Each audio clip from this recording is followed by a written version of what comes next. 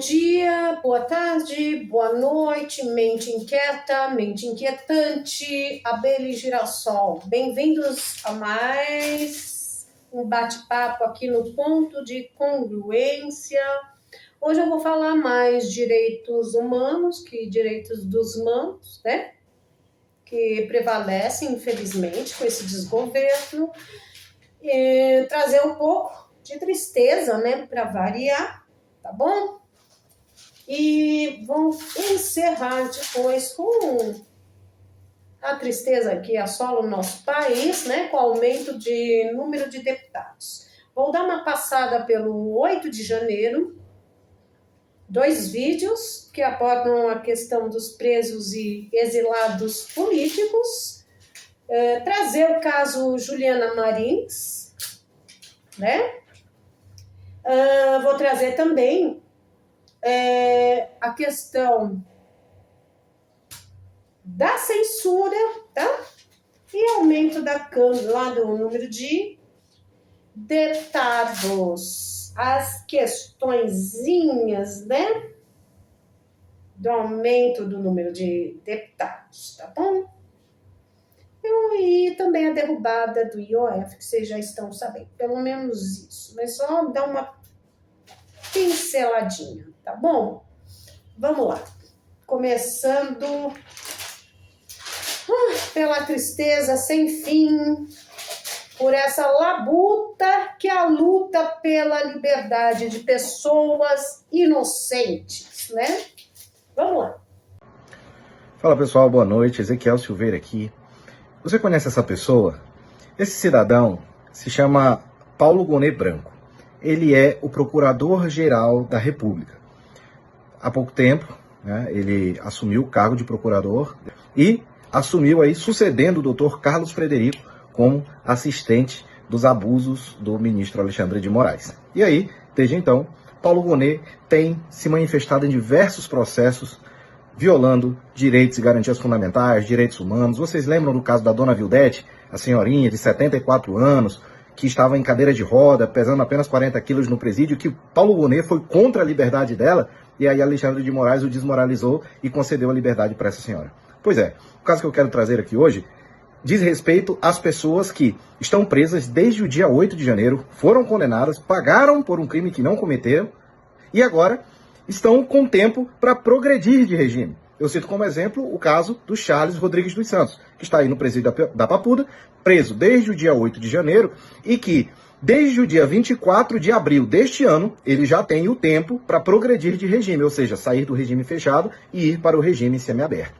Nós já fizemos vários pedidos, várias manifestações, e todo o tempo o Dr. Paulo Gonet está pedindo mais informações. Até que hoje, para minha surpresa, dia 23 de abril de 2025, 23 de junho de 2025, ele me solta uma manifestação, tá? Dizendo que tudo bem, que o Charles já tem os requisitos objetivos, ou seja, já tem um tempo de pena cumprido, já tem os requisitos subjetivos, ou seja, ele tem um bom comportamento que dá o direito a ele a progredir de regime, mas eu preciso saber se essa documentação dele aqui, do trabalho que ele fez lá no presídio, com que era que ele trabalhava, esse curso que ele fez aqui de direção defensiva, de que carro que era. Eu preciso saber se esse curso que ele fez aqui está dentro de um conteúdo programático, ou seja, Dr. Paulo Gonet está criando subterfúgios, tá, para não conceder a progressão de regime para o Charles e, como o Charles, há diversos outros presos do 8 de janeiro, réus do 8 de janeiro, que já têm tempo para progredir de regime e estão aí agora sendo alvos, né, desse tipo de manobra do procurador Paulo Gonet. Então nós peticionamos ao ministro Alexandre de Moraes pedindo para que mais uma vez ele ignore esses pareceres imbecis do Dr. Paulo Gonet e conceda a progressão de regime. Nós esperamos que o senhor Alexandre de Moraes, o abusador mor, né, desconsidere as manifestações do filhote de abusador aí, Paulo Gonet, e conceda a progressão de regime, não só para o Charles, mas para todas essas pessoas que já pagaram por esses crimes que sequer cometeram.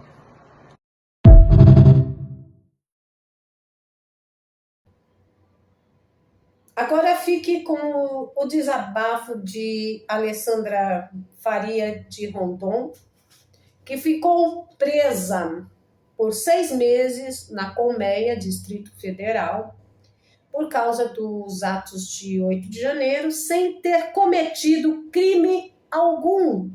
Ela foi condenada a 17 anos de prisão e hoje está com pedido de asilo político em outro país. Ela aparece em um vídeo atualizando a situação dos presos e exilados políticos e relata os casos mais graves. Preste muita atenção como no Brasil não existem direitos humanos. Os direitos são só dos humanos. Olá, hoje é dia 26 de junho de 2025 e eu sou Alessandra Faria Rondon, uma presa política do 8 de janeiro. O que eu vou falar aqui, você não vai ver em nenhuma mídia tradicional. Fiquei presa por 6 meses em Brasília, na Colmeia, sem o meu devido processo legal. E fui condenada a 17 anos de prisão, por um crime que eu não cometi. Eu saí no dia 8 de junho de 2023. E essa é a minha saída, o meu encontro com os meus filhos. Hoje, eu estou com um pedido de asilo político em outro país. Eu quero te dizer que nós temos mais de 100 pessoas presas, espalhado pelo Brasil. Nós temos hoje mais de 500 pessoas com pedido de asilo espalhado fora do Brasil. Nós temos mais de 100 irregularidades no nosso processo. Foram tudo denunciado. Mas eu quero te dizer sobre a Ana Flávia. Ana Flávia tem 37 anos. Foi condenada a 14 anos de prisão, sem nenhum antecedentes criminais. Ana Flávia, ela tem um filho de 8 anos, o Isaac. Ana Flávia é mãe, é avó, Ana Flávia é filha e Ana Flávia é coordenadora de uma creche em Brasília. Essa creche, ela é voluntária para as mães que não têm condições de pagar creche para seus filhos. Ana Flávia, ela ficou 7 meses presa e eu fiquei com ela. É uma mulher íntegra, é uma pastora, é uma mulher de Deus. Ana Flávia voltou ano passado para a prisão e hoje ela está sofrendo com depressão e crise de ansiedade. Eu também quero te falar sobre José de Arimateia. José de Arimateia é um cacerense. Ele foi preso no dia 10 de novembro de 2023. José de Arimateia foi denunciado por alguém de Cáceres, que ele esteve no atos do 8 de janeiro. José de Arimateia se encontra em Tangará da Serra. Ele foi condenado a 14 anos de prisão. Você imagina o que José de Arimateia esteja sofrendo? Ele é gay. José de Arimateia é professor de dança. José de Arimateia é ativista político e ele é bolsonarista. Hoje também eu vim te falar para vocês de uma pessoa. O nome dela é Merlis Oropesa. A Merlis, ela é venezuelana.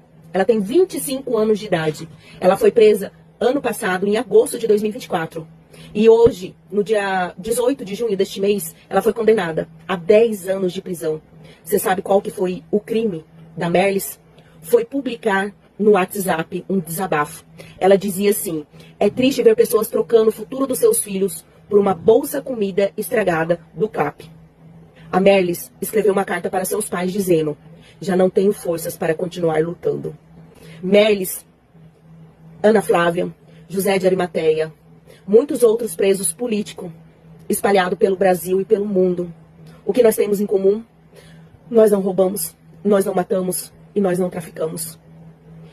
Nós vamos expressar, nós não concordamos com a política atual. E isso não é justiça, isso é censura, isso é ditadura. Anistia já.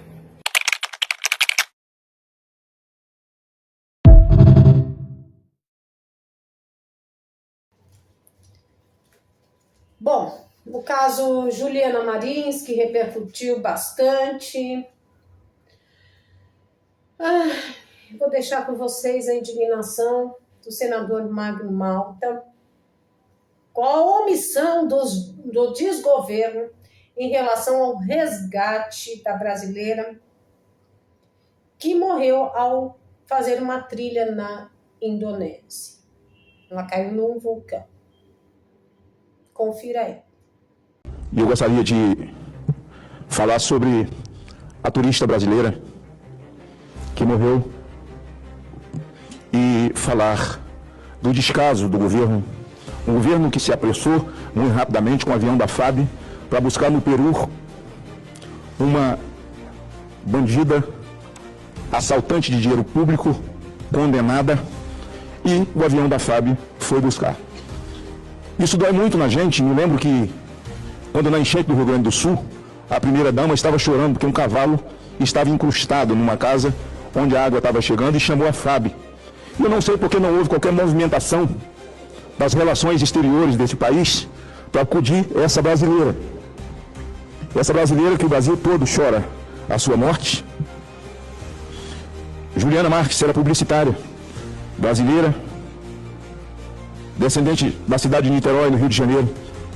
Desde fevereiro viajava para a Ásia, Filipinas, Vietnã, Tailândia, documentando sua jornada, chegada até a Indonésia. 2 pesos, 2 medidas. O Brasil que abandona os seus e abraça criminosos. A ex-primeira-dama do Peru, condenada na Lava Jato, um dos ex-presidentes do Peru se suicidou porque foi indiciado nessa safadeza da Odebrecht, do assalto à Petrobras. E eles fizeram parte disso, porque o Lula criou uma rede no mundo em que o dinheiro do BNDES era sugado para atender os companheiros da América Latina do Foro de São Paulo. E a Odebrecht saiu por aí como a maior empreiteira do mundo, com dinheiro emprestado do BNDES que nunca voltou. E o marido dessa mulher foi condenado e está preso. E por que estão correndo? Eu pergunto, senhores senadores, foram buscar essa mulher, correndo com o avião da FAB. Sabe por quê, senhor presidente? Porque ela é um arquivo vivo. Ela é um arquivo vivo, senhores vereadores, senhores deputados, senhores senadores. Foram buscar um arquivo vivo. Justifique para mim que esse Itamaraty não se movimentou no sentido de socorrer essa jovem que comove o Brasil, onde o mundo inteiro falou, o mundo inteiro apelou, enquanto o Itamaraty não se movimentou. Já o deputado Tomé Abduch compara a pressa do desgoverno em levar um jatinho da FAB para buscar a ex-primeira-dama do Peru, que foi condenada por corrupção.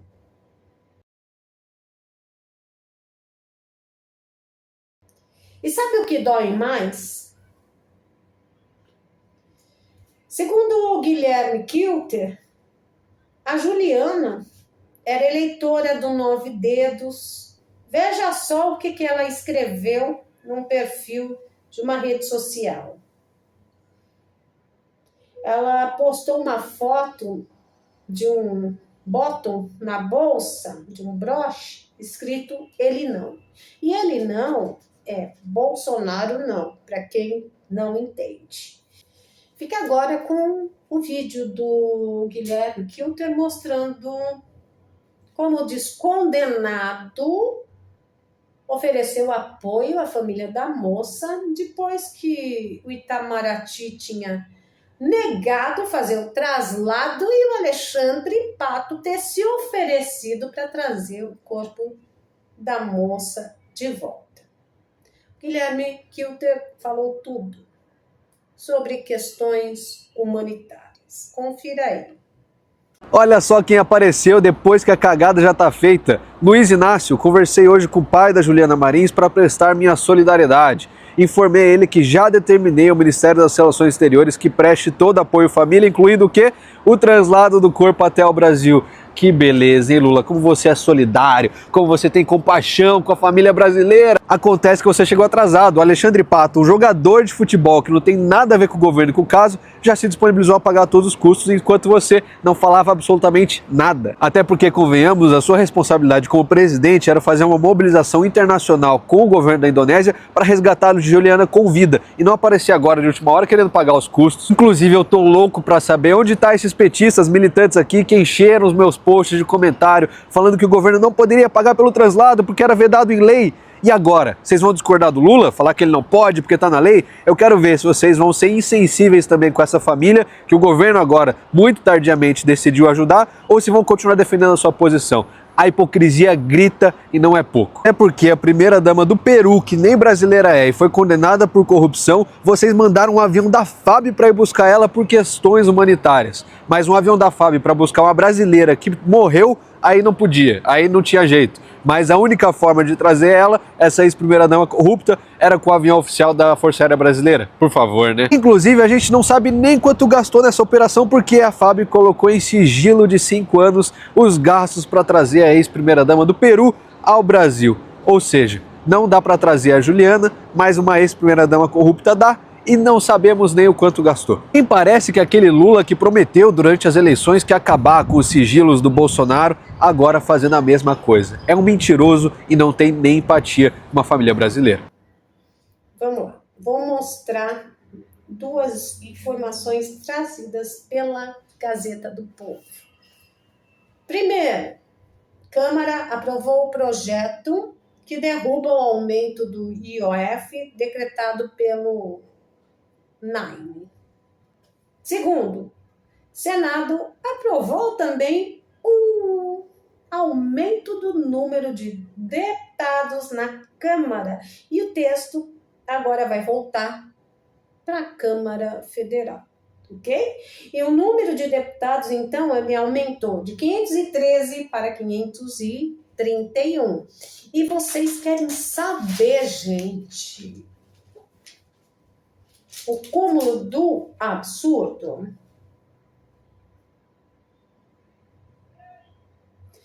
O Jornal da Cidade Online traz o seguinte: o aumento do número de deputados poderia custear um ano de estudos para 200 mil alunos do ensino médio, gente.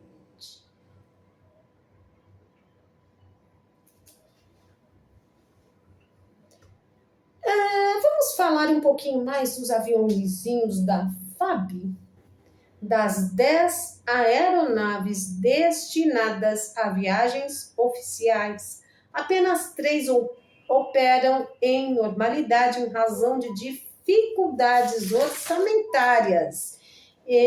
A revista Oeste trouxe uma matéria intitulada o seguinte: baixo orçamento cancela voos da FAB para ministros de Lula. Olhem só que maravilha! E agora eu vou trazer a questão da censura para vocês. Mas antes disso, gente, eu vou mostrar uma materinha que eu achei, assim, uma chamada que eu achei muito bonita. Que, assim, vocês vão encontrar o erro de português se vocês conseguirem, tá bom? É o seguinte... Encontrem o erro. Paulo de Tarso, no X, publicou o seguinte: o ministro do S3F, Ávio Dino, absorve o governador Ávio Dino. O ministro Ávio Dino entendeu que o governador Ávio Dino não deve nada para a justiça. Quem trouxe isso foi Marac News, tá, gente? Juiz anula a própria sentença que condena o Maranhão a devolver 141 milhões no governo Ávio Dino. Encontraram um erro aí, gente? Quem encontrou, por favor, comente aqui com muita educação, tá bom? Agora eu vou trazer a questão da censura e vou finalizar com um vídeo meu que na íntegra que eu publiquei no short, mas infelizmente assim, ele come, né? No tempo máximo é de 3 minutos. Vou trazer agora, olha aqui. Que belezinha! Tá bom? Censura é sempre linda, né? País democrático é assim. Você tem que censurar o discurso do ódio, né? Sem falar o que é discurso de ódio. Aliás, nós já temos, né? A regulamentação, já temos o Marco Civil da internet, mas querem fazer mais sem vergonhice no prostíbulo, então que façam, né? Sem deixar claras as regras do que é discurso de ódio, né? E usando a bandeirinha que eles sempre usam, a mulher que é atacada, as crianças, etc e tal, não é? Bom, eu vou ler um texto, tá? Que é da Toca do Coelho, tá? No Telegram, mostra o seguinte, deixa eu abrir a foto. Google ameaça sair do jogo. S3F transforma o Brasil em laboratório de censura judicial. Gente, estamos inaugurando essa modalidade. Somos um laboratório de censura judicial. Em seguida vem aquela falinha do Bonner que eu mostrei para vocês, tem acho que uns 2 dias, e vou deixar com vocês também. Mas antes vou ler o texto, tá? Ao mesmo tempo, Bonner, o senhor não deve nada à justiça. Dá piti dizendo que redes sociais são um problema para a humanidade. O consórcio Regime e seu Pravda perdeu o controle da narrativa.